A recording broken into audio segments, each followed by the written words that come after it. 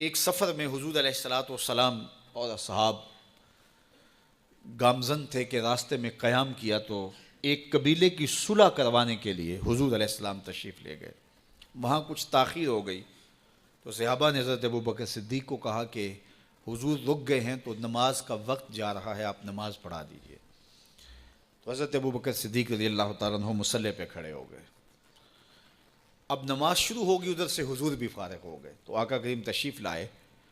تو آقا کریم علیہ السلام جو ہی تشریف لائے تو صحابہ کی صفیں بندی ہوئی تھیں، حضور کو دیکھا انہوں نے راستہ چھوڑ دیا۔ پیچھے سے لے کر کے مصلی تک صحابہ نے حالت نماز کے اندر حضور کے لیے راہ کشادہ کر دی۔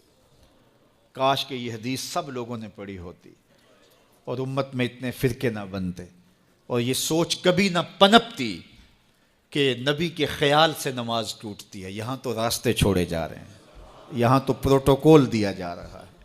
اللہ اکبر۔ اور یہ حدیث کہیں چھپی نہیں ہے، بخاری کے اندر چھپی ہوئی ہے۔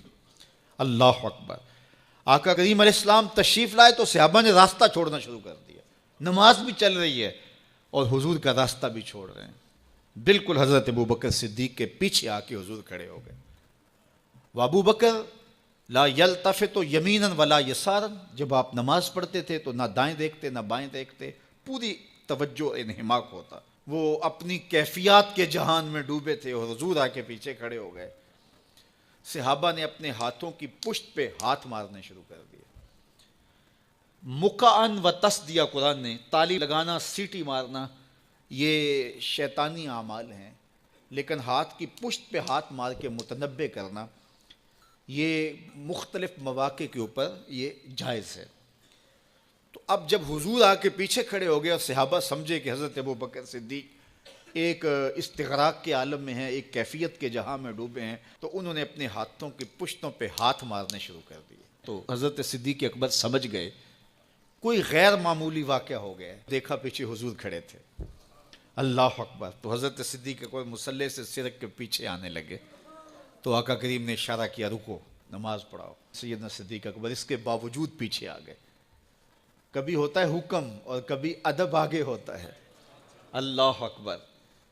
حضرت سیدنا علی المرتضیٰ رضی اللہ تعالی عنہ کو کہا نا حضور نے صلح حدیبیہ کے موقع پہ، صلح نامہ لکھوایا جا چکا تو لکھا یہ محمد رسول اللہ اور قریش کی جانب سے ہے۔ تو عروہ نے کہا اگر محمد رسول اللہ مان لیں ہم تو پھر لڑائی کس چیز کی ہے؟ تو اس لیے محمد رسول اللہ نہیں، محمد بن عبداللہ لکھا جائے۔ تو وہ اس بات پہ بضد ہو گئے، اور اگر ایسا نہیں ہوتا تو معاہدہ ٹوٹ رہا تھا۔ تو حضور نے حضرت علی المرتضیٰ سے کہا کہ چلو رسول اللہ کا لفظ مٹا دو۔ عرض کی میں تو نہیں مٹاؤں گا، میں تو نہیں مٹاؤں گا، یہ نام میں تو نہیں مٹا سکتا۔ پھر حضور نے خود مٹایا۔ اب یہاں حضور نے کہا ابو بکر رکو، لیکن حضرت ابو بکر نہیں رکے، پیچھے آ گئے۔ اور پھر حضور خیر مصلی پہ گئے، نماز ہوئی، سلام پھرا تو حضرت ابو بکر صدیق رضی اللہ تعالیٰ عنہ کو حضور نے کہا ابو بکر جب میں نے کہا تھا تم رکے رہو تو تم کیوں پیچھے آئے؟ تو سنو حضرت ابو بکر نے کیا جواب دیا رضی اللہ تعالیٰ عنہ۔ کروڑوں سلام، لاکھوں عقیدتوں اور نیاز مندیوں کے خراج ان کی چوکھٹ پہ عرض کرنے لگے ما کان لابن ابی قحافہ ان یؤم رسول اللہ صلی اللہ علیہ وسلم۔ حضور ابو قحافہ کے بیٹے کی جرت کب ہوئی کہ رسول اللہ کے آگے کھڑا ہو کے نماز پڑھائے؟ یہ ابو قحافہ کے بیٹے کی ہمت کب ہوئی کہ رسول اللہ کے سامنے کھڑا ہو کے نماز پڑھائے؟ تو ادب پہلا کرینہ ہے محبت کے کرینوں میں۔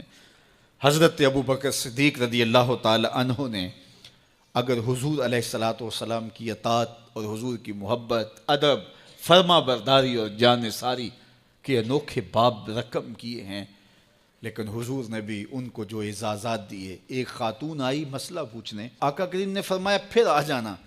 اس نے کہا پھر آؤں اور آپ نہ ملیں؟ تو کہا میں نہ ملوں ابو بکر تو ملیں گے نا۔ اللہ اکبر۔ تو اپنے بعد اشارہ دے دیا ان کی طرف کہ میرے بعد میرا نائب ابو بکر ہے۔